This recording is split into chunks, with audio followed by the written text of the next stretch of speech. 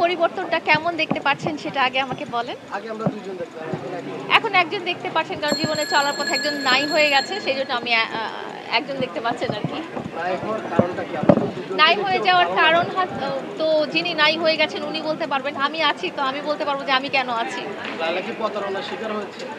আহ, হতে পারে, এটা আসলে কি বলবো আর যার যার ব্যাপার, হতেও পারে। আমার প্রশ্নটা শুনে আপনার চোখে পানি চলে আসছে, একটা আক্ষেপ দেখা দিচ্ছে, একটু বিস্তারিত বলবেন কেন? আসলে যখন মানুষ বলে যে প্রতারণা ব্যাপারটা, হ্যাঁ, প্রতারণা বা ছলনা এই ব্যাপারটাই কিন্তু আসলে দুঃখদায়ক। এটা যদি আপনার সাথেও হয়ে থাকে আপনিও কিন্তু আপনার চোখে পানি চলে আসবে, বা আপনার সাথে যদি অনেক আগে কখনো যদি হয়ে থাকে তখনও আপনি মনে করবেন যে ইস, ওই ঘটনাটা মনে করে আপনার স্যাড একটা ফিলিংস হয়ে যাবে। তো আমারও একটু কষ্ট তো লেগেছেই। আমার হয় নাই, তবে যে লোকটি আপনার সাথে প্রতারণা করেছে তাকে কি বলতে চান? তাকে বলতে চাই যে আসলে প্রতারণা করে কেউ সুখী হতে পারে না, মানুষের সাথে বেইমানি করে মানুষের খারাপ করে আসলে কেউ কখনো সুখী হতে পারে না।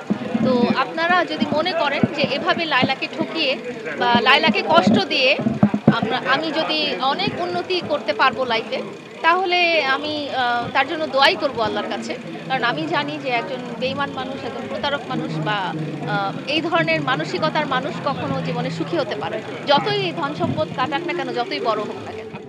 এই বিষয়টা একটু এই এই বিষয়টা আমি আসলে এই মুহূর্তে ক্লিয়ার এই মুহূর্তে সামাজিক যোগাযোগ মাধ্যমে আমি করবো না, কারণ হচ্ছে যে এটা একটা আইনি প্রসেসের ভিতরে চলছে। তো এখানে অনেক কিছু চার্জশিট, তারপরে আইনি লড়াই, অনেক কিছু জড়িত আছে। তো আপাতত ওই জিনিসটা শেষ হলে তখন আমি সুন্দর করে আপনাদেরকে অবশ্যই বলবো। আপনি যদি বিষয়টা না ক্লিয়ার করেন, মামুনের সাথে আপনার বিবাহিত বহির্ভূততা সম্পর্ক ছিল কিনা এটা যদি একটু ক্লিয়ার করে দেন তাহলে। না, এই যে এটাই বললাম যে এটাই আসলে আমাদের, এটা নিয়েই তো আসলে আইনি লড়াইটা আমাদের। এই যে আইনি লড়াইয়ের ব্যাপারটা দুটো সাবজেক্ট ছিল, একটা হচ্ছে যে আমাকে ফিজিক্যাল অ্যাসল্ট করা হয়েছে সেটা, দ্বিতীয়টা হচ্ছে যে আমার সাথে যে সামাজিক একটা সম্পর্কের ব্যাপারটা সেটা নিয়ে। তো এটা যখন আল্লাহর রহমতে আদালতের মাধ্যমে এটা একটা রায় আসবে, তখন আমি আপনাদের সাথে সুন্দর করে ক্ল্যারিফাই করবো সবসময়। দেশের আইনের প্রতি আমি সবসময় শ্রদ্ধাশীল এবং আইন আদালতে আমার যেসব ইয়ে আছে, যে আমি অভিযোগগুলো করেছিলাম সেগুলো ওনারা এখন পর্যন্ত সুন্দর মতো মানে দেখাশোনা করে আসছেন, এবং আমি জানি যে এটা একটা প্রসেসের মধ্যে আছে। তো যে ভদ্রলোকের নামটি আপনি নিয়েছেন উনি আইনের প্রচলিত ধারা অনুযায়ী যেটা হওয়া সম্ভব সেটাই হবে, এটা আসলে আমার হাতে নেই। এর রহস্যটা হচ্ছে আপনারা, কারণ আপনারা আমাকে অনেক ভালো রেখেছেন।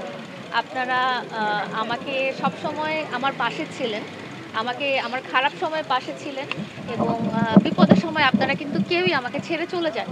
আমি যতটা খারাপ ছিলাম, যতটা দুঃখে ছিলাম, যতটা কষ্টে ছিলাম, এখানে যতগুলো মানুষ আছে এবং আরও আপনাদের যারা সহকর্মী যারা আছেন, তারা আমাকে এত সাপোর্ট দিয়েছেন মানসিকভাবে এবং সামাজিকভাবে বলেন। আপনারা কিন্তু সব সময় আমাকে সাপোর্ট দিয়েছিলেন, এবং আমি যাতে কষ্টে না থাকি সেজন্য যা করা সম্ভব, হয়তো ফোন করেছেন, হয়তো টেক্সট করেছেন, বা হয়তো একটা ভিডিও দেখেছেন, বা আমাকে যেভাবে খুশি রাখা যায়। তো আমার আজকে আমি যেই জায়গায় আছি এবং আমি যত হাসি খুশি আছি, এটার আসলে সম্পূর্ণ কৃতিত্বই আপনাদের সবার উপরে যায়। নিয়ে কাটাচ্ছিলাম, তাই নিয়েই আমার জীবনযাত্রা বা আমার ডেইলি লাইফের কোনো চেঞ্জ হয়নি। আমার লাইফটা যেরকমই ছিল আমি ওরকমই সকালে ঘুম থেকে উঠি, রাতে ঘুমাই, এইভাবেই কাটাচ্ছি আসলে। এখানে অনেক ধরনের মানুষকে আপনি দেখলেন, তাদেরকে আসলে আপনি কি ধরনের পরামর্শ দিয়েছেন? আমার কাছে আসলে কেউ পরামর্শ চাইতে আসেনি। যেটা হয়েছে যে আমি দেখলাম যে সবাই এখানে এক একজন জেম, মানে এক একজনের মধ্যে এত কোয়ালিটি, এত কোয়ালিফিকেশন, তারা নিজেরাই নিজেদের ক্ষেত্রে অনেক উজ্জ্বল নক্ষত্র। তো সবার সাথে পরিচিত হয়ে আমার আসলে ভালো লাগলো, কারণ এখানে বিভিন্ন পেশার, বিভিন্ন সমাজের এবং বিভিন্ন ধরনের আইডিয়াস আছে যাদের, বা মনে অনেক প্রতিভা আছে। এই ধরনের মানুষের সাথে আমি এখানে পরিচিত হলাম। আমার নিজের জীবনের জন্য অনেক কিছু আমি শিখতে পারলাম আসলে, যে তাদের কাছে কিভাবে ইন্সপায়ার্ড হওয়া যায়, তাদের কাছ থেকে কিভাবে উৎসাহিত হওয়া যায়, সেটাই দেখলাম। আপনি সামাজিক যোগাযোগ মাধ্যমে সবসময় অ্যাক্টিভ থাকেন, আসলে সেখানে কি বার্তা দেন আসলে? সামাজিক যোগাযোগ মাধ্যমে আমি আসলে সিরিয়াস কোনো বার্তা দেই না।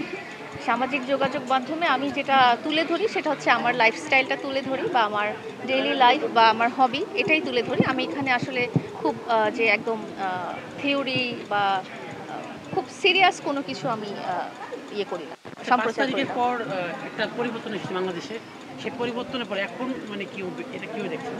আমি আসলে রাজনৈতিক ব্যাপারে আমার জ্ঞান খুব কম, এটা নিয়ে আমি তেমন কিছু বলতে আমি পারবো না। বাট আমার মনে হয় যে দেশটা তো আমাদের সবার, তো আমাদের সবারই আসলে ধৈর্যশীল হওয়া উচিত এবং আমরা যাতে সাধারণ মানুষ যেটা চায় যে আমরা শান্তিপূর্ণ জীবন যাতে আমরা লিড করতে পারি এবং যেটা আমি নিজে ব্যক্তিগতভাবে ফেস করি সেটা হচ্ছে যে বাজারে শাকসবজি বা বাজারে পণ্যের দাম অনেক বেড়ে গেছে, যেটা আসলে সাধারণ মানুষের জন্য অনেক কষ্টদায়ক হয়ে উঠেছে আর কি। তো আমি চাই যেন আমাদের জীবনযাত্রাটা স্বাভাবিক এবং নর্মাল যেন হয়ে যায়। একটা সময় আপনাকে মিউজিক গান দেখা গিয়েছে, সামনে কি দেখা যাবে কি? আমি এখনো জানি না আসলে মিউজিক গানে দেখা যাবে কিনা, যদি দেখা যায় তাহলে তো দেখতেই পারবেন।